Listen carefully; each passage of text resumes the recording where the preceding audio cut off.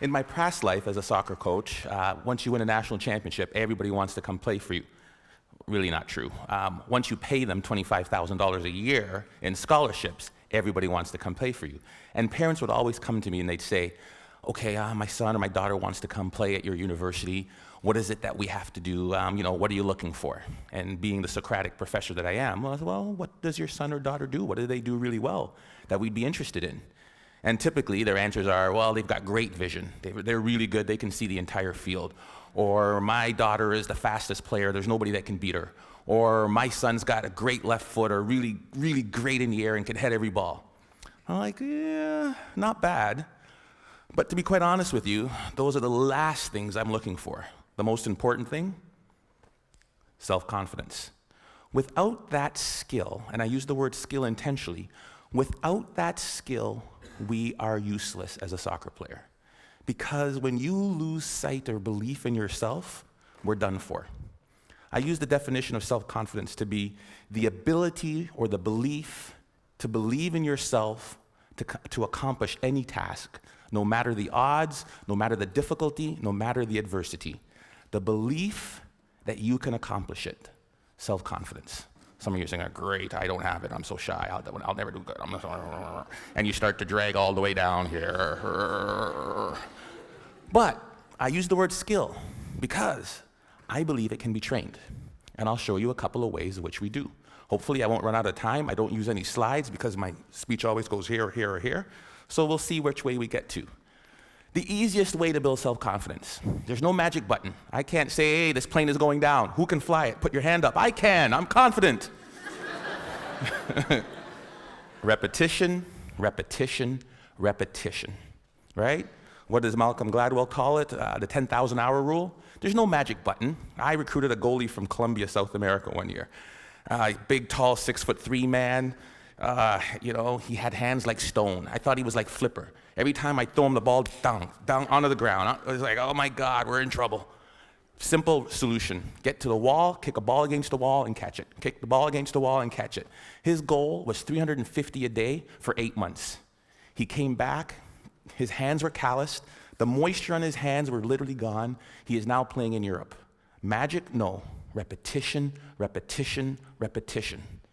The problem is we expect to be self-confident, but we can't be unless the skill or the task we're doing is not novel, is not new to us. We want to be in a situation where we've had so much pressure in that, and what I mean, because pressure builds diamonds, we want to be in a situation where, hey, I've done this 1,000 times. I did my speech, and I practiced in front of the mirror. Hey, I'm sounding good. And then I read in front of my kids and my wife. I was like, oh gosh, got a little nervous. And then I get in front of the Glenn Gould. Oh my goodness, I'm a little more nervous. By the time I get to the ACG, where 2,500 people, can't say anymore, right? 2,500 people, where 2,500 people are there, I won't have a single ounce of nervousness because of my ability to practice, right? Over and over and over again. The problem with repetition is, how many of us bail after the first bit of failure? How many of us bail after the first bit of adversity? Edison was on that video. And depends who you ask, there's anywhere from 1,000 to 10,000 tries to build that light bulb. 1,000 to 10,000. J.K. Rowling should be on that video. You know how many publishers she took her Harry Potter book to? I believe the number was 12 or 13. I'm pretty confident, but after 2 or 3 no's, I'd be like, dang it. After 6 or 7, I'm like, maybe not. Definitely after 9 or 10, I'd be looking to be a soccer coach or something else beside an author, right? 12 times somebody said no. But practice, practice, practice, and do not accept failure. Maybe it shouldn't be repetition. Maybe the answer should be persistence, because we all repeat something, but very few of us really will persist. So that's one way to build self-confidence. Get out there. Do what you want to do and do not accept no. The other one is self-talk. We all have a self-talk tape that plays in our head. Anybody go shopping and put on a pair of pants this week? If you're a woman, the first thing that always comes, damn, I look fat in these pants. And if you're a man, it's the opposite. Oh God, I have no muscle, I'm so flabby, right? We all have this tape that plays in our head. As a student, if they asked me the question, it was like, oh, gee, please, professor, don't pick me. I don't know the answer. I look down, right? If you're let me tell you something, and the VP of Business Admin is here, so I shouldn't repeat this, but when they hired me as National Athletic Director, I sat in an architect's meeting, and I am about as dumb as a post when it comes to anything to do with numbers and angles.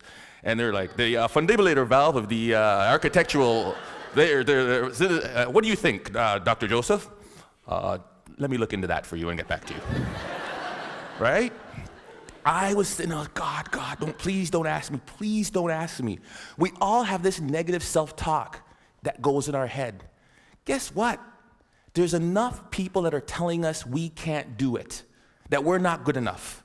Why do we want to tell ourselves that? We know for a fact that thoughts influence actions. We saw it there with the video Dr. Levy showed. Right? We know that our thoughts influence actions. Why do we want to say that negative self-talk to ourselves? We need to get our own self-affirmations. Muhammad Ali, what was his self-affirmation? I am the greatest. Who else is going to tell you? There need to be quiet moments in your bedroom, quiet moments when you're brushing your teeth, that we need to reaffirm, I am the captain of my ship and the master of my fate. That is my affirmation. I came from a school of 1,000 people. I lived in a town of 1,000 people for 15 years. There's no reason that I should be in charge of an athletic department building Maple Leaf Gardens. But I am the captain of my ship and the master of my fate. If I don't say it, if I don't believe it, no one else will. How do you build self-confidence? Get away from the people who will tear you down. There's enough of that. Muhammad Ali, I am the greatest. There is no one better than me. It's a difference between hubris and ego and false pride. It's just reminding yourself in quiet, silent moments. I put it down on a list. It's right beside my mirror, right? About all the things that make me who I am. Because I make enough mistakes, and the newspapers will recognize it, and people around me will recognize it, and they'll tear me down. And pretty soon I'll begin to believe it. There was a time when my confidence was really low. There was a time when I took this job, when I came from Iowa, I don't know if I could do it. I had to bring out my self-confidence letter. A letter I wrote to myself when I was feeling good. Ivan, congratulations on getting your PhD before 40. I am 40, under.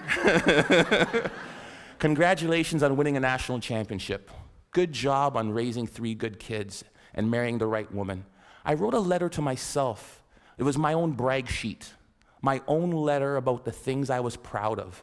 Because there are moments, and we'll all experience them in our career, in our life, in our job hunting, in our relationships, when we are not feeling good about who and what and where we are. And I had to bring out that letter and read it time and time again for a period of about 2 weeks to weather me through that storm. It was important. Stop the self-talk, the negative self-talk. If you'll watch, you'll see some athletes, they'll have a little bandage or a little brand around them. Lance Armstrong's a perfect one. What's his self-affirmation? Live Strong isn't a brand. It was to remind him of who he was. Live strong. Then it came a brand. He would move that from one arm to the next arm when doubt and fear came into his mind. Live strong. Put it on there. Let's go. We'll all have it. Replace it. 2 ways to build self-confidence. Worried about my time, I'm going to tell you of one way that you can build self-confidence in others. We are coaches and educators. We are teachers. We are people who will create value in the world. And in doing that, we are critical by the nature of what we do. I am a coach. I want you to score a goal. Ball went over high. Dang it, the ball went high. Thank you, coach, I know that. Feedback tells me that. So what do? I need you to put your elbow or here. I need you to put your knee over the ball. I need to follow through. Boom, land, great. Notice I never made it as a professional. What can we do? We fix mistakes. When I'm fixing that mistake, Johnny, this is terrible. You need to bend your knee. You need to do this. What have I done to Johnny's self-confidence? Bend your knee. Think of this. Next thing you know, Johnny's crushed. Ignore what Johnny does wrong and find Bob or Sally or Frida over here. Great goal, Frida. I loved how you kept your knee low, you followed through, and you landed like this. Great job. Johnny, great. Johnny's not demoralized. His confidence isn't shot. And what I've done is I've built up Frida's. Imagine how we could change the way we parented kids. Instead of, get that glass off the counter, what's wrong with you? If we catch them while they're good. Great job. Great job. Thank you, Alice, for taking your glass to the counter. It sounds simple, but we forget about it. Or as educators, or somebody as a team, if we manage to praise the positive behavior that we wanted to reinforce. We forget it. It sounds so simple. Catch them when they're good. We forget it. It's simple. Here's what they did. There was a study in Kansas that did this. They did video, and we all do video, and we showed the video of them doing the run of the play. This goal happened because the basket wasn't protected. We didn't rotate here right. We needed to do this, and then to cover the slot. And if that's the baseline, improvement of the Kansas State team went like this. Then they said they ignored all of that, and they just showed them the times they did it right. The times they did it perfect, that presented no goals, spoke to the same points, improvement went like that. It changed and revolutionized the way we as coaches interact with our student athletes. We can apply that to the business world. We can apply that to our student group works. We can apply that to our management teams easily. Catch them when they're good. Last and certainly not least, my son is really good at this. Self-confident people interpret feedback the way they choose to. I asked my son, who is by the far terrible athlete, gets it from his dad. The games, they win 5-0. How was the game? Oh, great, I scored 3 goals, I got 2 assists. I'm like, I did not see him touch the puck. But he has his own perception of how he did. I love it, right? I'm that guy. I'm like, I remember when I was when I met my wife, it was in the Commons. Polly, would you like to go to the movies? Ladies, dingle, dingle, dingle. And she goes, no. I ask her again, because I think that she just hasn't seen me in the right light. Maybe that's not the wrong shirt on, right? Because I'm interpreting that the way I want to interpret it. Finally, I ask her out again. She gives me this one comment, right? Or she sent it through her friend, because that's the way you did it back then. She wouldn't date you unless it was the last person on Earth, that hell was freezing over, there was a small chance we had to save the planet Earth. Some people's like, there's no chance. I'm like, you're saying there's a chance. Right? Because that's how I'm going to interpret it. If I could give you one thing to take from this, it is, no one will believe in you unless you do. Listen to the words of that video. Here's to the crazy ones, the misfits, the rebels, the troublemakers, the round pegs in the square holes. We're supposed to be different, folks. And when people look at us, believe in yourself. Thank you.